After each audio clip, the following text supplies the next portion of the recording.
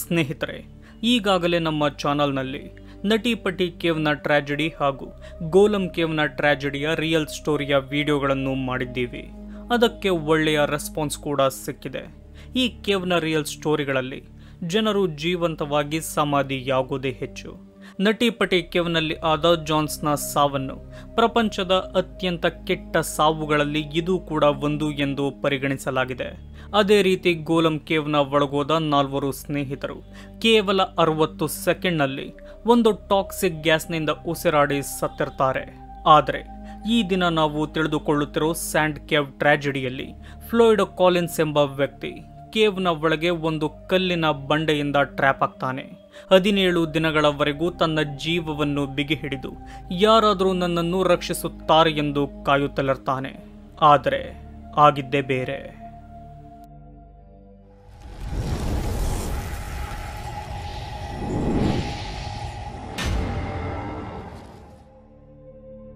US ಕೆಂಟಕಿ 1900ರ ಆರಂಭದ ಕಾಲದಲ್ಲಿ ಕೇವ್ಗಳು ಎನ್ನುವುದು ಒಂದು ಬಿಸ್ನೆಸ್ ಆಗಿ ರೂಪುಗೊಂಡಿದ್ದ ಕಾಲ.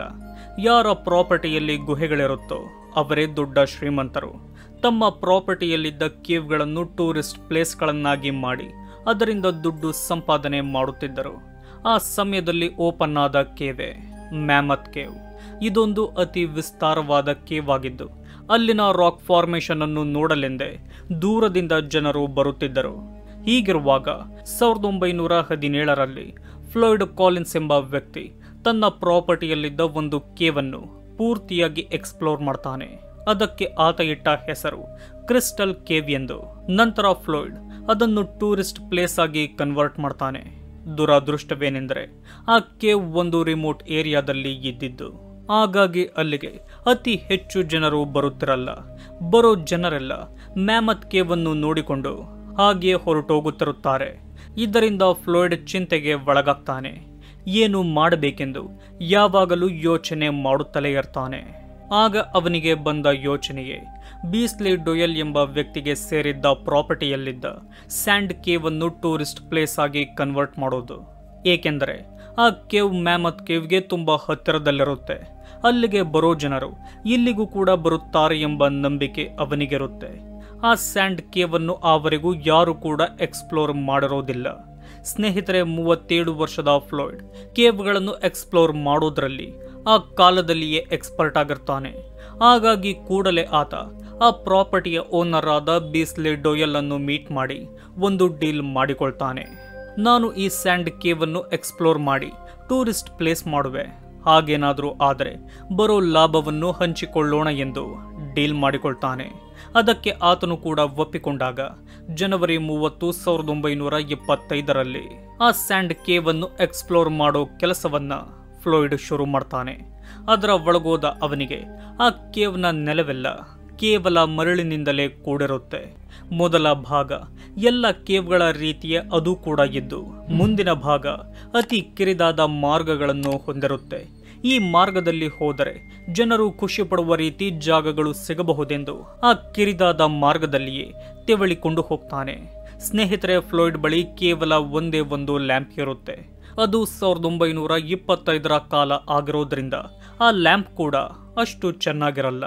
ಗಂಟೆಗಳ ಕಾಲ ಫ್ಲೋಯ್ಡ್ ಆ ಕಿರಿದಾದ ಮಾರ್ಗದಲ್ಲಿ ಹೋಗಿ ಮತ್ತೊಂದು ಮಾರ್ಗಕ್ಕೆ ಬರ್ತಾನೆ. ಅದು ಕೂಡ ಸಣ್ಣ ಮಾರ್ಗವೇ ಆಗಿದ್ದು ಸುಮಾರು 10 ಅಡಿಗಳವರೆಗೂ ಆ ಮಾರ್ಗ ರೂಪುಗೊಂಡಿರುತ್ತೆ. ಅದರಲ್ಲಿ ಹೋಗುವಾಗ ಫ್ಲೋಯ್ಡ್ಗೆ ಮೊದಲ ಬಾರಿಗೆ ಭಯ ಶುರುವಾಗುತ್ತೆ. ಏಕೆಂದು ಅವನಿಗೆ ಗೊತ್ತಾಗಲ್ಲ. ಆದರೂ ಆ ಮಾರ್ಗದಲ್ಲಿ ಹೋಗ್ತಾನೆ. ಹೋಗುವಾಗ ಅವನ ಲ್ಯಾಂಪ್ ಫ್ಲಿಕರ್ ಆಗಲು ಶುರುವಾಗುತ್ತೆ. ಇಲ್ಲೇನೋ ಅಪಾಯ ಇದೆ ಎಂದು ಅವನಿಗೆ ಅನ್ನಿಸುತ್ತೆ. ಮತ್ತೊಂದು ದಿನ ಇಲ್ಲಿಗೆ ಬರೋಣ, ಇವತ್ತು ಬೇಡ ಎಂದು ಅಲ್ಲಿಂದ ಹೋಗಲು ತಯಾರಾಗ್ತಾನೆ. 10 ಅಡಿಯ ಆ ಸಣ್ಣ ಮಾರ್ಗದಿಂದ ಮುಂದೆ ಹೋಗಿ ಪುನಃ ಅದೇ ಮಾರ್ಗದಲ್ಲಿ ವಾಪಸ್ಸಾಗಲು ಮುಂದಾಗ್ತಾನೆ. ಹೀಗೆ ಫ್ಲೋಯ್ಡ್ ಈ ಕೇವ್ನಿಂದ ಬೇಗ ಹೋಗಬೇಕೆಂದು ತುಂಬಾ ಆತುರ ಪಡ್ತಾನೆ.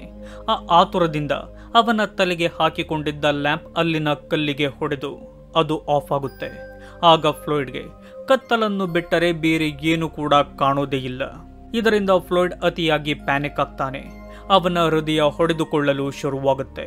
ಆಗ ಸಮಾಧಾನ ಮಾಡಿಕೊಳ್ಳೋ ಫ್ಲೋಯ್ಡ್ ಧೈರ್ಯ ತೆಗೆದುಕೊಂಡು ಬಂದ ದಾರಿಯನ್ನು ನೆನಪು ಮಾಡಿಕೊಳ್ತಾನೆ.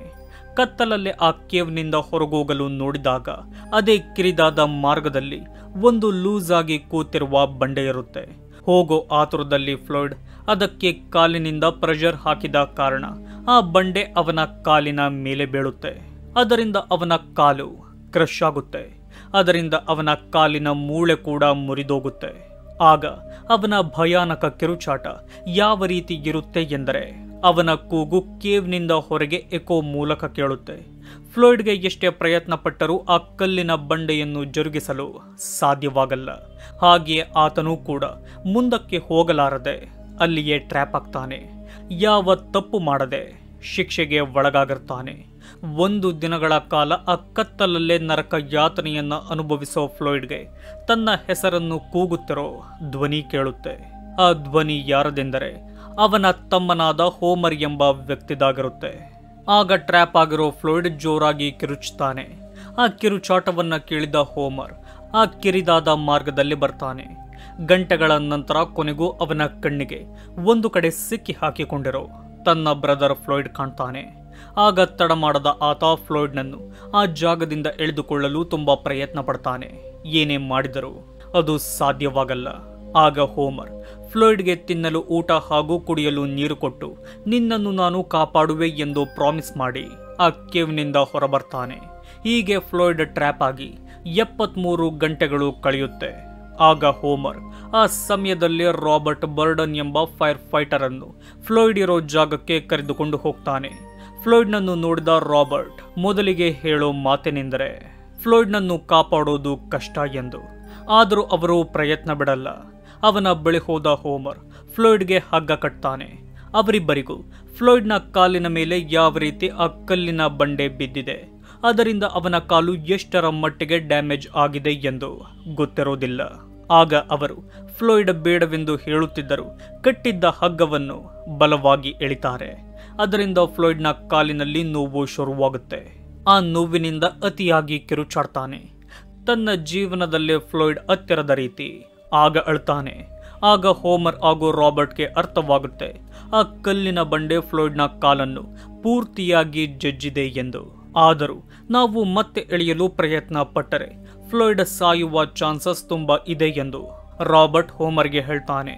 ಆಗ ಹೋಮರ್ ಈ ವಿಷಯವನ್ನ ಊರಿನವರಿಗೆಲ್ಲ ಹೇಳಿಕೊಂಡು ಬಂದರೆ ರಾಬರ್ಟ್ ಒಂದು ರೆಸ್ಕ್ಯೂ ಟೀಮ್ ಅನ್ನೇ ಅಲ್ಲಿಗೆ ಕರೆಸ್ತಾನೆ. ಬಂದ ರೆಸ್ಕ್ಯೂ ಟೀಮ್ನ ಹೆಡ್ ತುಂಬಾ ಕಷ್ಟಪಟ್ಟು ಫ್ಲಾಯ್ಡ್ನ ಬಳಿ ಹೋಗ್ತಾನೆ.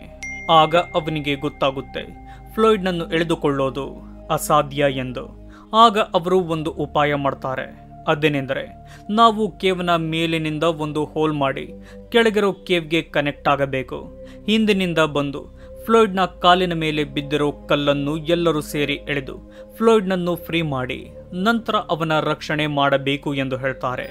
ಈ ಆಯ್ಕೆಯನ್ನು ಬಿಟ್ಟು ಅವರಿಗೆ ಬೇರೆ ಯಾವ ಆಯ್ಕೆ ಕೂಡ ಇರೋದಿಲ್ಲ. ಹಾಗಾಗಿ ಆ ಕೆಲಸ ಕೂಡ ಶುರುವಾಗುತ್ತೆ. ಸ್ನೇಹಿತರೆ, ಈ ಪ್ಲಾನ್ ತುಂಬಾ ಸಿಂಪಲ್ ಆಗಿದ್ದರೂ ಅತಿಯಾದ ಸಮಯ ಹಿಡಿಯುತ್ತೆ. ಆದರೂ ಆ ಕೆಲಸವನ್ನ ಮುಂದುವರೆಸ್ತಾರೆ. 12 ದಿನಗಳ ಕಾಲ ಸತತವಾಗಿ ಕೆಲಸ ನಡೆದು 40 ಅಡಿಗಳವರೆಗೂ ಅಗೆದಿರ್ತಾರೆ. ಆದರೆ ಇನ್ನು ಅವರಿಗೆ ಕೇವ್ನ ಯಾವ ಟನಲ್ ಕೂಡ ಸಿಕ್ಕಿರೋದಿಲ್ಲ. ಇತ್ತ ಫ್ಲಾಯ್ಡ್ನ ಆರೋಗ್ಯ ಹದಗೆಡುತ್ತೆ. ಊಟವನ್ನು ತಿನ್ನಲು ಆಗದ ಪರಿಸ್ಥಿತಿಗೆ ಹೋಗ್ತಾನೆ. ತಾನು ಬದುಕುತ್ತೇನೆ ಎಂಬ ಭರವಸೆಯನ್ನೇ ಫ್ಲಾಯ್ಡ್ ಕಳೆದುಕೊಂಡು ಬಿಡ್ತಾನೆ. ಹೀಗೆ 17ನೇ ದಿನ ಬರುತ್ತೆ. ಕೊನೆಗೂ ರೆಸ್ಕ್ಯೂ ಟೀಮ್ಗೆ ಸ್ಯಾಂಡ್ ಕೇವ್ಗೆ ಹೋಗೋ ಒಂದು ಟನಲ್ನ ಮಾರ್ಗ ಸಿಗುತ್ತೆ. ಅದರ ಮೂಲಕ ಹೋಗೋ ಕೆಲವು ರೆಸ್ಕ್ಯೂರ್ಗಳು ಬೇಗನೆ ಫ್ಲಾಯ್ಡ್ ಇರೋ ಜಾಗವನ್ನ ತಲುಪ್ತಾರೆ. ಆ ದೊಡ್ಡ ಬಂಡೆಯನ್ನ ಹೇಗೋ ಉಪಾಯ ಮಾಡಿ ಹಾಗೆ ಕಷ್ಟಪಟ್ಟು ಫ್ಲಾಯ್ಡ್ನ ಕಾಲಿನಿಂದ ಜರುಗಿಸ್ತಾರೆ. ಈ ವಿಷಯದಿಂದ ಅವರೆಲ್ಲ ತುಂಬಾ ಖುಷಿ ಆಗ್ತಾರೆ. ಆದರೆ ಅವರಿಗೆಲ್ಲ ಗೊತ್ತಿರೋದಿಲ್ಲ ಫ್ಲಾಯ್ಡ್ ಸತ್ತು ಹೋಗಿದ್ದಾನೆ ಎಂದು. ಹೌದು, ಫ್ಲಾಯ್ಡ್ ಸತ್ತು ಹೋಗಿರ್ತಾನೆ. ಇದರಿಂದ ಎಲ್ಲರಿಗೂ ತುಂಬಾ ಬೇಜಾರಾಗುತ್ತೆ. ನಂತರ ಕಷ್ಟಪಟ್ಟು ಫ್ಲಾಯ್ಡ್ನ ಶವವನ್ನು ಹೊರಗೆ ತರುತ್ತಾರೆ. ಆ ಸ್ಯಾಂಡ್ ಕೇವ್ನ ಹೊರಗಡೆಯೇ ಫ್ಲಾಯ್ಡ್ನ ಸಮಾಧಿ ಮಾಡ್ತಾರೆ. ನಂತರ ಆ ಸ್ಯಾಂಡ್ ಕೇವನ್ನು ಮುಚ್ಚಿಬಿಡ್ತಾರೆ. ಸ್ನೇಹಿತರೆ, ಈ ವಿಡಿಯೋದ ಬಗ್ಗೆ ನಿಮ್ಮ ಅಭಿಪ್ರಾಯವನ್ನ ಕಮೆಂಟ್ ಮಾಡಿ ತಿಳಿಸಿ.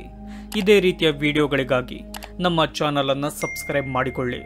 ವಿಡಿಯೋ ನೋಡಿದ್ದಕ್ಕೆ ಧನ್ಯವಾದಗಳು.